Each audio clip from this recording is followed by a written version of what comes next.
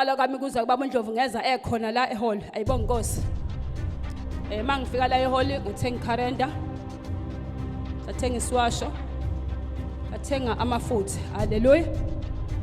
Bekukuningi ke bazalwane ebekusendlini. Amen.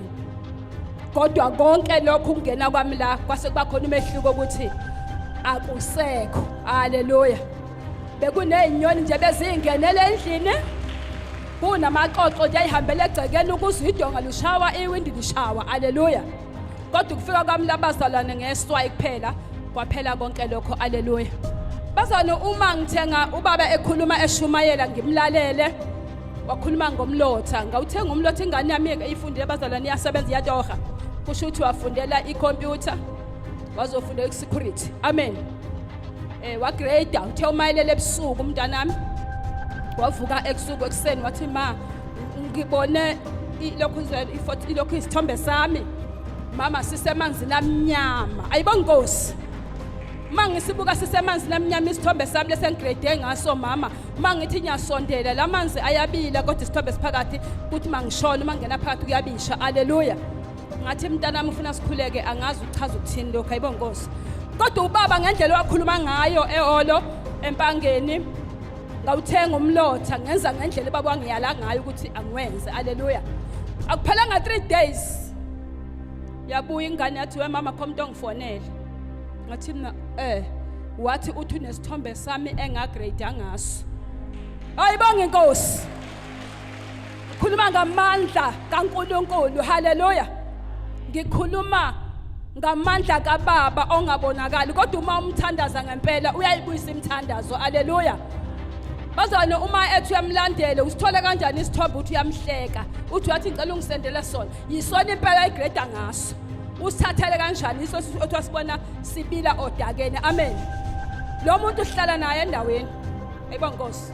La engihlala khona embolambe ngihlala sihlala naye lo muntu uyadlula ubukile manje. Ayibonga Nkosi.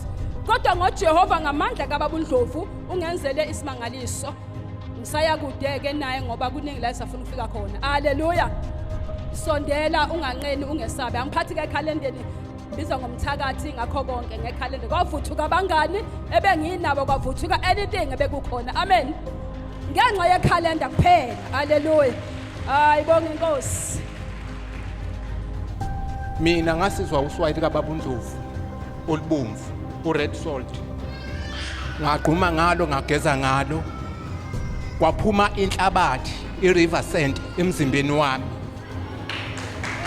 Ngiphamisa ugcobo likaBaba uNdlovu ukuthi uswayili kaBaba uNdlovu liyasebenza ningalibukeli phansi.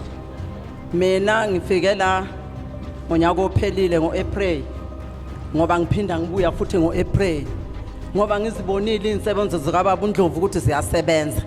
Mina ke bazalwane zingisebenzele kakhulu. Benginenyoka kade ihamba esiswini sami. Ngiphathwa amehlo ngingakwazi ukubona.